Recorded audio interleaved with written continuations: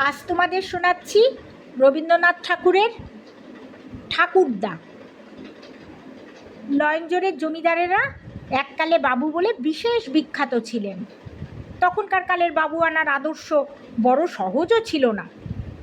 এখন যেমন রাজা রায়বাহাদুর খেতাব অর্জন করতে অনেক খানা, নাচ, ঘোড়দৌড় আর সেলাম সুপারিশের শ্রাদ্ধ করতে হয়, তখনও সাধারণের নিকট থেকে বাবু উপাধি লাভ করতে বিস্তর দুঃসাধ্য তপস্চরণ করতে হতো। আমাদের নয়নজোড়ের বাবুরা পাড় ছিঁড়ে ফেলে ঢাকাই কাপড় পরতেন, কারণ পাড়ের কর্কশতায় তাদের সুকমল বাবুয়ানা ব্যথিত হতো।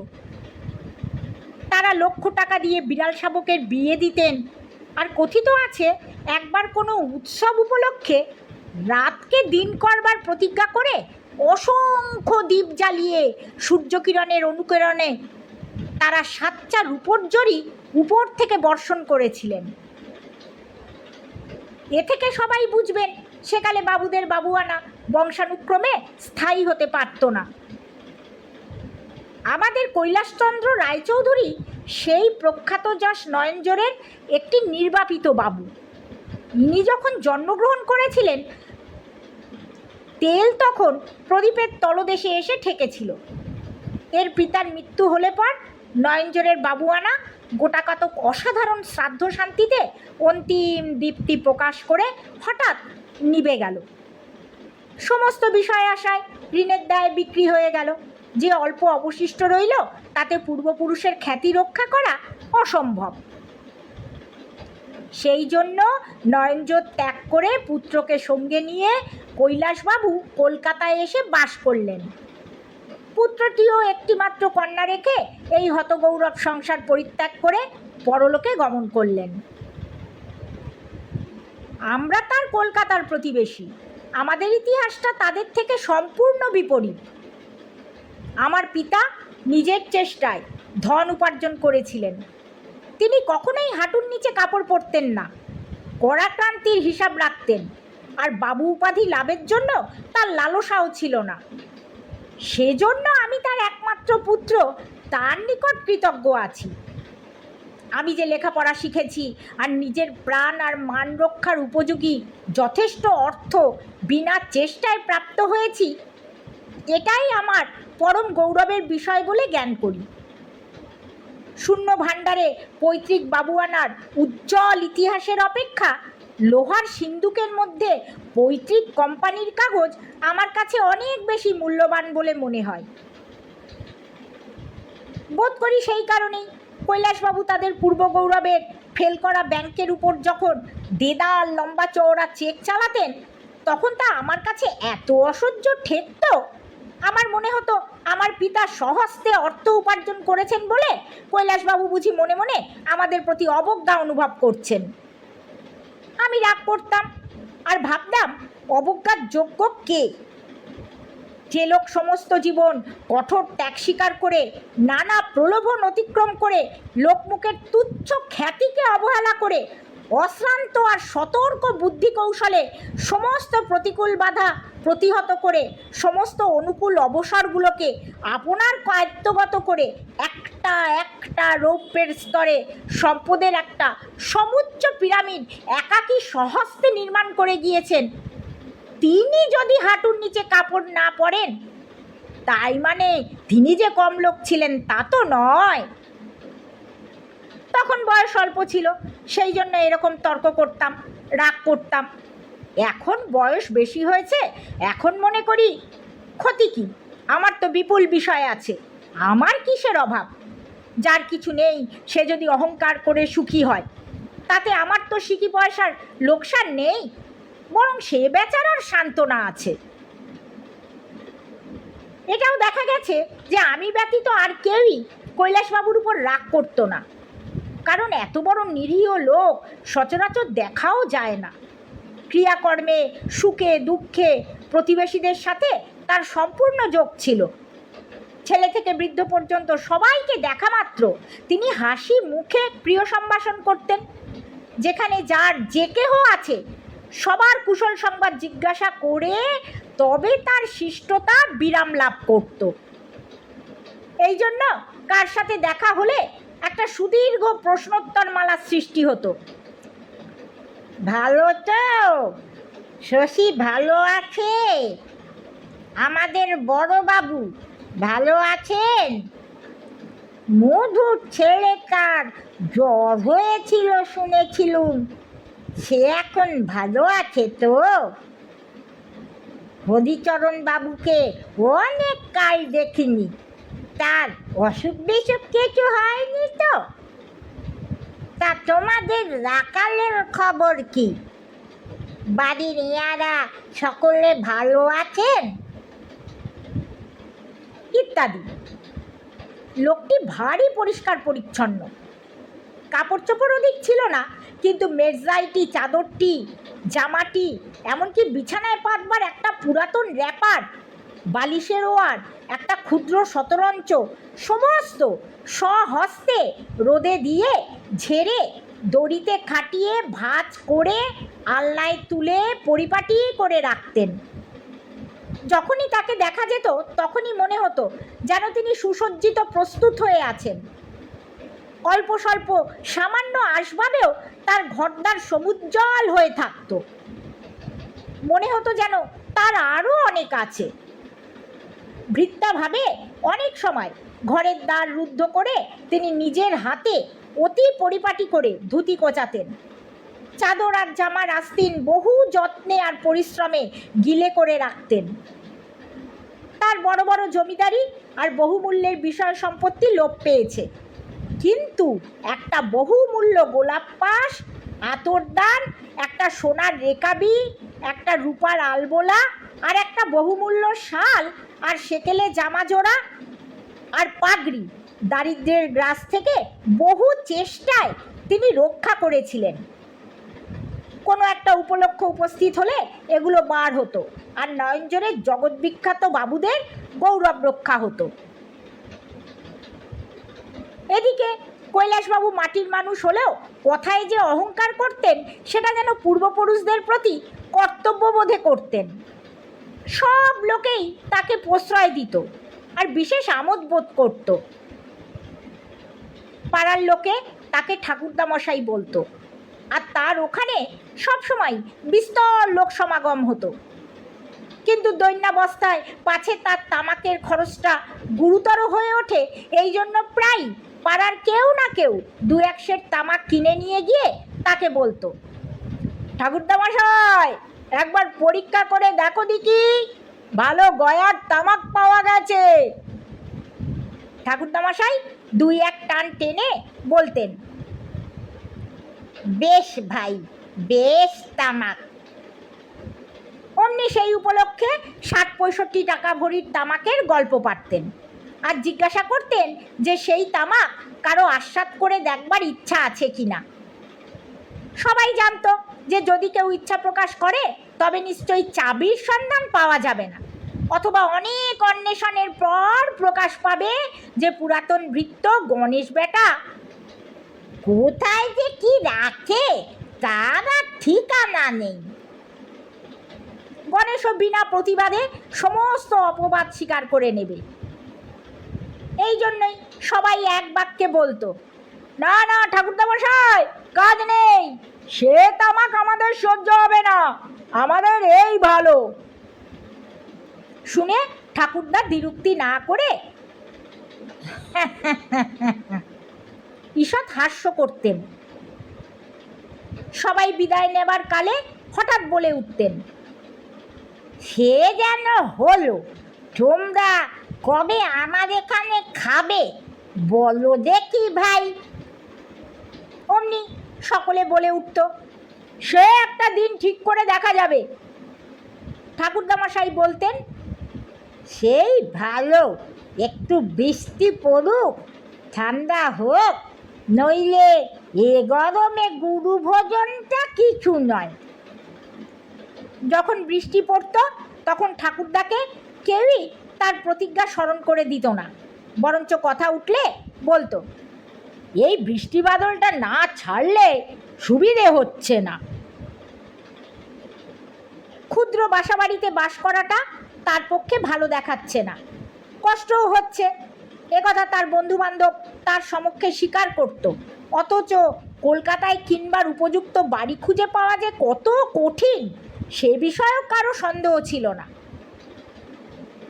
এমনকি আজ 6-7 বছর সন্ধান করে ভাড়া নেওয়ার মতো একটা বড় বাড়ি পাড়ার কেউই দেখতে পেল না। অবশেষে ঠাকুরদামশাই বলতেন, তা হোক ভাই, তোমাদের কাছাকাছি আছি এই আমার সুখ। নয়নজোড়ে বড় বাড়ি তো পড়েই আছে, কিন্তু সেখানে কি মন টেকে? আমার বিশ্বাস ঠাকুরদাও জানতেন যে সকলে তার অবস্থা জানে, আর যখন তিনি ভূতপূর্ব নয়নজোড়কে বর্তমান বলে ভান করতেন, অন্য সকলেও তাতে যোগ দিত। তখন মনে মনে বুঝতেন যে পরস্পরের এই ছলনা কেবল পরস্পরের প্রতি সৌহার্দ্যবশত। কিন্তু আমার ভীষণ বিরক্তি হতো। অল্প বয়সে পরের নিরীহ গর্ব দমন করতে ইচ্ছা করে। সহস্র গুরুতর অপরাধের তুলনায় নির্বুদ্ধিতাই সর্বাপেক্ষা অসহ্য বোধ হয়। কৈলাসবাবু ঠিক নির্বোধ ছিলেন না। কাজে কর্মে তার সহায়তার পরামর্শ সকলেই প্রার্থনীয় জ্ঞান করত, কিন্তু নয়নজোড়ের গৌরব প্রকাশ সম্বন্ধে তার কিছুমাত্র কাণ্ডজ্ঞান ছিল না। সকলে তাকে ভালোবেসে আমোদ করে তার কোনো অসম্ভব কথাতেই প্রতিবাদ করত না বলে তিনি নিজের কথার পরিমাণ রক্ষা করতে পারতেন না। অন্য লোকেও যখন আমোদ করে অথবা তাকে সন্তুষ্ট করার জন্য নয়নজোড়ের কীর্তিকলাপ সম্বন্ধে বিপরীত মাত্রায় অত্যুক্তি প্রয়োগ করত, তিনি অকাতরে সমস্ত গ্রহণ করতেন, আর স্বপ্নেও সন্দেহ করতেন না যে অন্য কেহ এ সকল কথা লেশমাত্র অবিশ্বাস্য করতে পারে।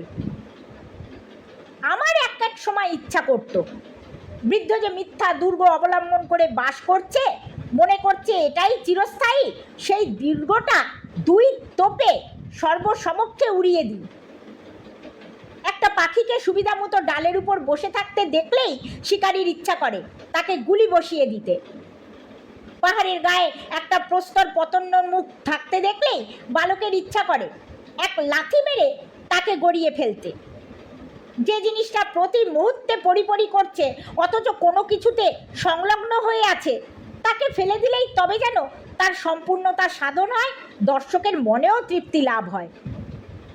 কৈলাসবাবুর মিথ্যাগুলি এতই সরল, তার ভিত্তি এতটাই দুর্বল, তা ঠিক সত্য বন্দুকের লক্ষ্যের সামনে এমনি বুক ফুলিয়ে নৃত্য করত যে তাকে মুহূর্তের মধ্যে বিনাশ করার জন্য একটা আবেগ উপস্থিত হতো। কেবল নিতান্ত আলস্যবশত আর সর্বজন সম্মত প্রথার অনুসরণ করে সে কার্যে হস্তক্ষেপ করতাম না। নিজের অতীত মনোভাব বিশ্লেষণ করে যতটা মনে পড়ে তাতে বোধ করি কৈলাসবাবুর প্রতি আমার আন্তরিক বিদ্বেষের আরও একটা গূঢ় কারণ ছিল, তা একটু বলা আবশ্যক এখানে। আমি বড় মানুষের ছেলে হয়েও যথাকালে MA পাশ করেছি। যৌবন সত্ত্বেও কোনো প্রকার কুসংসর্গ কুৎসিত আমোদে যোগ দিইনি, আর অভিভাবকের মৃত্যুর পরে স্বয়ং কর্তা হয়েও আমার স্বভাবের কোনো প্রকার বিকৃতি উপস্থিত হয়নি। তাছাড়া চেহারাটাও এমন যে তাকে আমি নিজ মুখে সুশ্রী বললে অহংকার হতে পারে, কিন্তু মিথ্যাবাদ হয় না। অতএব বাংলাদেশে ঘটকালির হাটে আমার দাম যে অত্যন্ত বেশি তাতে আর সন্দেহ নেই। এই হাটে আমার সেই দাম আমি পুরো আদায় করে নেব, এই রকমই দৃঢ় প্রতিজ্ঞা করেছিলাম। ধনী পিতার পরম রূপবতী একমাত্র বিদুষী কন্যা আমার কল্পনায় আদর্শ রূপে বিরাজ করছিল। 10,000 20,000 টাকা পণের প্রস্তাব নিয়ে দেশ বিদেশ থেকে আমার সম্বন্ধ আসতে লাগলো। আমি অবিচলিত চিত্তে নিক্তি ধরে তাদের যোগ্যতা ওজন করে নিচ্ছিলাম। কোনোটাই আমার সমযোগ্য বোধ হয়নি। অবশেষে ভবভূতির ন্যায় আমার ধারণা জন্মেছিল যে কি জানি জন্মিতে পারে মম সমতুল, অসীম সময় আছে, বসুধা বিপুল। কিন্তু বর্তমানকালে আর ক্ষুদ্র বঙ্গদেশে সেই অসম্ভব দুর্লভ পদার্থ জন্মেছে কিনা সন্দেহ। কন্যাদায় গ্রস্তগণ প্রতিনিয়ত নানা ছন্দে আমার স্তব স্তুতি আর বিধিপদ উপচারে আমার পূজা করতে লাগলো। কন্যা পছন্দ হোক বা না হোক, এই পূজা আমার মন্দ লাগতো না। ভালো ছেলে বলে কন্যার পিতৃগণের এই পূজা আমার উচিত প্রাপ্য স্থির করেছিলাম। শাস্ত্রে পড়া যায়, দেবতা বর দিন আর না দিন যথাবিধি পূজা না পেলে বিষম ক্রুদ্ধ হয়ে ওঠেন। নিয়মিত পূজা পেয়ে আমারও মনে সেই রকম অত্যুচ্চ দেবভাব জন্মেছিল। পূর্বেই বলেছিলাম ঠাকুরদা মশায়ের একটা পৌত্রী ছিল, তাকে অনেকবার দেখেছি, কিন্তু কখনো রূপবতী বলে ভ্রম হয়নি। সুতরাং তাকে বিবাহ করবার কল্পনাও আমার মনে উদিত হয়নি। কিন্তু এটা ঠিক করে রেখেছিলাম যে কৈলাসবাবু লোক মারফত অথবা স্বয়ং পৈতৃকীকে অর্ঘ্য দিবার মানুষে আমার পূজার বোধন করতে আসবেন, কারণ আমি ভালো ছেলে। কিন্তু তিনি তা করলেন না। শুনতে পেলাম আমার কোনো বন্ধুকে তিনি বলেছেন, নয়নজনের বাবুরা কখনো কোনো বিষয়ে অগ্রসর হয়ে কারো নিকটে প্রার্থনা করে নাই। কন্যা যদি চিরকুমারী হয়ে থাকে তথাপি সে কুলপ্রথা তিনি ভঙ্গ করতে পারবেন না। শুনে আমার বড় রাগ হলো। সে রাগ অনেক দিন পর্যন্ত আমার মনের মধ্যে ছিল। কেবল ভালো ছেলে বলেই চুপচাপ হয়েছিলাম। যেমন বজ্রের সঙ্গে বিদ্যুৎ থাকে, তেমনি আমার চরিত্রে রাগের সঙ্গে সঙ্গে একটা কৌতুকপ্রিয়তা জড়িত ছিল। বৃদ্ধকে শুধুমাত্র নিপীড়ন করা আমার দ্বারা সম্ভব হতো না, কিন্তু একদিন হঠাৎ এমন একটা কৌতুকাবহ প্ল্যান মাথায় উদয় হলো যে সেটা কাজে খাটাবার প্রলোভন সংবরণ করতে পারলাম না। আগেই বলেছি, বৃদ্ধকে সন্তুষ্ট করার জন্য নানা লোকে নানা মিথ্যা কথার সৃজন করত। পাড়ার একজন পেনশনভোগী ডেপুটি ম্যাজিস্ট্রেট প্রায় বলতেন, ঠাকুরদা ছোট লাটের সঙ্গে যখনই দেখা হয় তিনি নয়নজোরের বাবুদের খবর না নিয়ে ছাড়েন না। সাহেব বলেন, বাংলাদেশে বর্ধমানের রাজা আর নয়নজোরের বাবু এই দুটি মাত্র যথার্থ বনেদি বংশ আছে। ঠাকুরদা ভারী খুশি হতেন, আর ভূতপূর্ব ডেপুটি বাবুর সাথে সাক্ষাৎ হলে অন্যান্য কুশল সংবাদের সঙ্গে জিজ্ঞাসা করতেন, ছোট রাজ সাহেব ভালো আছেন? তার মেম সাহেব ভালো আছেন? তার পুত্রকন্যারা সকলেই ভালো আছেন তো? সাহেবের সাথে শীঘ্রই একদিন সাক্ষাৎ করতে যাবেন এমন ইচ্ছাও প্রকাশ করতেন। কিন্তু ভূতপূর্ব ডেপুটি নিশ্চয়ই জানতেন নয়নজোরের বিখ্যাত চৌঘুড়ি প্রস্তুত হয়ে দাঁড়ে আসতে আসতে বিস্তর ছোট লাট আর বড় লাট বদল হয়ে যাবে। আমি একদিন প্রাতঃকালে গিয়ে কৈলাসবাবুকে আড়ালে ডেকে চুপি চুপি বললাম, ঠাকুরদা, কাল লেফটেন্যান্ট গভর্নরের লেভিতে গিয়েছিলুম। তিনি নয়নজোরের বাবুদের কথা পাড়াতে আমি বললুম নয়নজোরের কৈলাসবাবু কলকাতাতেই আছেন। শুনে ছোটলাট এতদিন দেখা করতে আসেননি বলে ভারী দুঃখিত হলেন। বলে দিলেন আজই দুপুরবেলা তিনি গোপনে তোমার সঙ্গে সাক্ষাৎ করতে আসবেন। আর কেউ হলে কথাটার অসম্ভবতা বুঝতে পারত, আর কারো সম্বন্ধে হলে কৈলাসবাবু একথায় হাস্য করতেন। কিন্তু নিজের সম্বন্ধীয় বলে এ সংবাদ তার লেশমাত্র অবিশ্বাস্য বোধ হলো না। শুনে যেমন খুশি হলেন তেমনি অস্থির হয়ে উঠলেন। কোথায় বসাতে হবে, কি করতে হবে, কেমন করে অভ্যর্থনা করবেন, কী উপায়ে নয়নজোরের গৌরব রক্ষিত হবে, কিছুই ভেবে পেলেন না। তাছাড়া তিনি ইংরাজিও জানেন না, কথা চালাবেন কি করে সেও এক সমস্যা। আমি বললাম, সেজন্য ভাবনা নাই, তার সঙ্গে একজন করে দোভাষী থাকে। কিন্তু ছোটলাট সাহেবের বিশেষ ইচ্ছা আর কেউ উপস্থিত না থাকে। মধ্যাহ্নে পাড়ার অধিকাংশ লোক যখন আপিসে গিয়েছে, অবশিষ্ট অংশ দ্বার রুদ্ধ করে নিদ্রামগ্ন, তখন কৈলাসবাবুর বাসার সম্মুখে এক জুরি এসে দাঁড়ালো। তকমা পড়া চাপরাশি তাকে খবর দিল, ছোটলাট সাহেব আয়া। ঠাকুরদা প্রাচীনকাল প্রচলিত শুভ্র জামাজোড়া পাগড়ি পরে প্রস্তুত হয়েছিলেন। তার পুরাতন ভৃত্য গণেশটিকেও তার নিজের ধুতি চাদর জামা পরিয়ে ঠিকঠাক করে রেখেছিলেন। ছোট লাটের আগমন সংবাদ শুনেই হাঁপাতে হাঁপাতে কাঁপতে কাঁপতে ছুটে দ্বারে গিয়ে উপস্থিত হলেন। আর সন্নত দেহে বারংবার সেলাম করতে করতে ইংরেজ বেশধারী আমার এক প্রিয় বয়স্যকে ঘরে নিয়ে গেলেন। সেখানে চৌকির উপরে তার একমাত্র বহুমূল্য শালটি পেতে রেখেছিলেন। তারই উপর কৃত্রিম ছোটলাটকে বসিয়ে উর্দু ভাষায় এক অতি বিনীত সুদীর্ঘ বক্তৃতা পাঠ করলেন। আর নজরের স্বরূপে স্বর্ণরেখাবিতে তাদের বহু কষ্ট রক্ষিত কুলক্রমাগত এক আশরফির মালা ধরলেন। প্রাচীন ভৃত্য গণেশ গোলাপ পাশ এবং আতরদান নিয়ে উপস্থিত ছিল। কৈলাসবাবু বারংবার আক্ষেপ করতে লাগলেন যে তাদের নয়নজোরের বাড়িতে হুজুর বাহাদুরের পদধূলি পড়লে তাদের যথাসাধ্য যথোচিত আতিথ্যের আয়োজন করতে পারতেন। কলকাতায় তিনি প্রবাসী, এখানে তিনি জলহীন মিনের ন্যায় সর্ববিষয়েই অক্ষম। আমার বন্ধু দীর্ঘ হ্যাট সমেত অত্যন্ত গম্ভীরভাবে মাথা নাড়তে লাগলো। ইংরাজি কায়দা অনুসারে এরূপ স্থলে মাথায় টুপি না থাকবার কথা, কিন্তু আমার বন্ধু ধরা পড়ার ভয়ে যথাসম্ভব আচ্ছন্ন থাকবার চেষ্টায় টুপিটি খোলেন নাই। কৈলাসবাবু আর তার গড়বান্ধব প্রাচীন ভৃত্যটি ছাড়া আর সকলেই মুহূর্তের মধ্যে বাঙালির এই ছদ্মবেশ কিন্তু ধরতে পারত। 10 মিনিট কাল ঘাড় নেড়ে আমার বন্ধু গাত্রোত্থান করলেন এবং পূর্বশিক্ষা মতো চাপরাশিগণ সোনার রেখাবিশুদ্ধ আশরফির মালা, চৌকি থেকে সেই শাল আর ভৃত্যের হাত থেকে গোলাপ পাশ এবং আতরদান সংগ্রহ করে ছদ্মবেশীর গাড়িতে তুলে দিল। কৈলাসবাবু বুঝলেন এটাই ছোট লাটের প্রথা। আমি গোপনে এক পাশের ঘরে লুকিয়ে দেখছিলাম, আর রুদ্র হাস্যাবেগে আমার পঞ্জর বিদীর্ণ হবার উপক্রম হচ্ছিল। অবশেষে কিছুতেই আর থাকতে না পেরে ছুটে কিঞ্চিত দূরবর্তী এক ঘরের মধ্যে গিয়ে প্রবেশ করলাম। আর সেখানে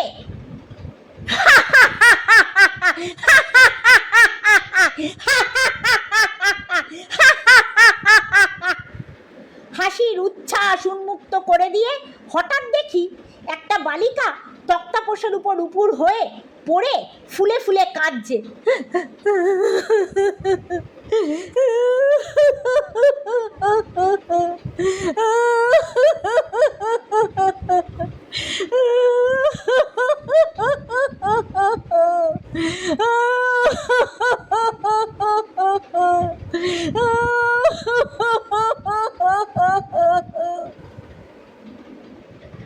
আমাকে হঠাৎ ঘরে প্রবেশ করতে হাসতে দেখে সে তৎক্ষণাৎ তক্তা ছেড়ে দাঁড়ালো আর অশ্রুদ্ধ কণ্ঠে রোষের গর্জন এনে আমার মুখের উপর সজল বিপুল কৃষ্ণচক্ষের সুতীক্ষ্ণ বিদ্যুৎ বর্ষণ করে বলল, আমার দাদামশাই তোমাদের কি করেছে?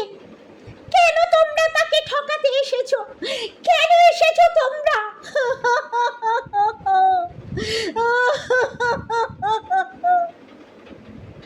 অবশেষে আর কোনো কথা জুটল না। বাকরুদ্ধ হয়ে মুখে কাপড় দিয়ে কাঁদে উঠল। কোথায় গেল আমার হাস্যাবেগ? আমি যে কাজটা করেছি তার মধ্যে কৌতুক ছাড়া আর যে কিছু ছিল এতক্ষণ তা আমার মাথায় আসেনি। হঠাৎ দেখলাম অত্যন্ত কোমল স্থানে অত্যন্ত কঠিন আঘাত করেছি। হঠাৎ আমার কৃতকার্যের বিভৎস নিষ্ঠুরতা আমার সম্মুখে দেদীপ্যমান হয়ে উঠল। লজ্জায় অনুতাপে পদাহত কুকুরের ন্যায় ঘর থেকে নিঃশব্দে বার হয়ে গেলাম। বৃদ্ধ আমার কাছে কি দোষ করেছিল? তার নিরীহ অহংকার তো কখনো কোনো প্রাণীকে আঘাত করেনি। আমার অহংকার কেন এমন হিংস্র মূর্তি ধারণ করলো? তাছাড়া আর একটা বিষয়ে আজ হঠাৎ দৃষ্টি খুলে গেল। এতদিন আমি কুসুমকে কোনো অবিবাহিত পাত্রের প্রসন্ন দৃষ্টিপাতের প্রতীক্ষায় সংরক্ষিত পণ্য পদার্থের মতো দেখতাম। ভাবতাম আমি পছন্দ করিনি বলে ও পড়ে আছে। দৈবাত যার পছন্দ হবে ও তার হবে। আজ দেখলাম এই গৃহকোণে ওই বালিকা মূর্তির অন্তরালে একটা মানব হৃদয় আছে। তার নিজের সুখ দুঃখ অনুরাগ বিরাগ নিয়ে একটা অন্তঃকরণ, একদিকে অজ্ঞেয় অতীত আর একদিকে অভাবনীয় ভবিষ্যৎ নামক দুই অনন্ত রহস্য রাজ্যের দিকে পূর্বে পশ্চিমে প্রসারিত হয়ে রয়েছে। যে মানুষের মধ্যে হৃদয় আছে সে কি কেবল পণের টাকা আর নাক চোখের পরিমাণ মাপে পছন্দ করে নেওয়ার যোগ্য? সমস্ত রাত্রি নিদ্রা হলো না। পরদিন প্রত্যুষে বৃদ্ধের সমস্ত অপহৃত বহুমূল্য দ্রব্যগুলো নিয়ে চোরের ন্যায় চুপি চুপি ঠাকুরদার বাসায় গিয়ে প্রবেশ করলাম। ইচ্ছা ছিল কাউকে কিছু না বলে গোপনে চাকরের হাতে সমস্ত দিয়ে আসব। চাকরকে দেখতে না পেয়ে ইতস্তত করছি, এমন সময় অদূরবর্তী ঘরে বৃদ্ধের সাথে বালিকার কথোপকথন শুনতে পেলাম। বালিকা সুমিষ্ট সস্নেহ স্বরে জিজ্ঞাসা করছিল, দাদামশাই, কাল লাট সাহেব তোমাকে কি বললেন? ঠাকুরদা অত্যন্ত হর্ষিত চিত্তে লাট সাহেবের মুখে প্রাচীন নয়নজোড় বংশের বিস্তর কাল্পনিক গুণানুবাদ বসাচ্ছিলেন। বালিকা তাই শুনে মহোৎসাহ প্রকাশ করছিল। বৃদ্ধ অভিভাবকের প্রতি মাতৃহৃদয়া এই ক্ষুদ্র বালিকার সকরুণ ছলনায় আমার দুই চোখে জল ছলছল করে এলো। অনেকক্ষণ চুপ করে বসে রইলাম। অবশেষে ঠাকুরদা তার কাহিনী সমাপন করে চলে এলে আমার প্রতারণার বমালগুলো নিয়ে বালিকার নিকট উপস্থিত হলাম এবং নিঃশব্দে তার সম্মুখে রেখে চলে আসলাম। বর্তমানকালের প্রথানুসারে অন্যদিন বৃদ্ধকে দেখে কোনো প্রকার অভিবাদন করতাম না। আজ তাকে প্রণাম করলাম। বৃদ্ধ নিশ্চয়ই মনে মনে ভাবলেন, গতকল্য ছোটলাট তার বাড়িতে আসাতেই সহসা তার প্রতি আমার ভক্তির উদ্রেক হয়েছে। তিনি পুলকিত হয়ে শত মুখে ছোটলাটের গল্প বানিয়ে বলতে লাগলেন। আমিও কোনো প্রতিবাদ না করে তাতে যোগ দিলাম। বাইরের অন্য লোক যারা শুনল তারা এ কথাটাকে আদ্যপান্ত গল্প বলেই স্থির করল, আর সকৌতকে বৃদ্ধের সতীর সকল কথায় সায় দিয়ে গেল। সকলে উঠে গেলে আমি অত্যন্ত সলজ্জ মুখে দীনভাবে বৃদ্ধের নিকট একটা প্রস্তাব করলাম। বললাম, যদিও নয়নজোড়ের বাবুদের সাথে আমাদের বংশমর্যাদার তুলনাই হতে পারে না, তথাপি। প্রস্তাবটা শেষ হওয়া মাত্র বৃদ্ধ আমাকে বক্ষে আলিঙ্গন করে ধরলেন এবং আনন্দ বেগে বলে উঠলেন, আমি গরিব, আমার যে এমন সৌভাগ্য হবে তা আমি জানতুম না ভাই। আমার কুসুম অনেক পুণ্য করেছে, তাই তুমি আজ ধরা দিলে। বলতে বলতে বৃদ্ধের চক্ষু দিয়ে জল গড়িয়ে পড়তে লাগলো। বৃদ্ধ আজ এই প্রথম তার মহিমান্বিত পূর্বপুরুষদের প্রতি কর্তব্য বিস্মৃত হয়ে স্বীকার করলেন যে তিনি গরিব, স্বীকার করলেন যে আমাকে লাভ করে নয়নজোড় বংশের গৌরবহানি হয় নাই।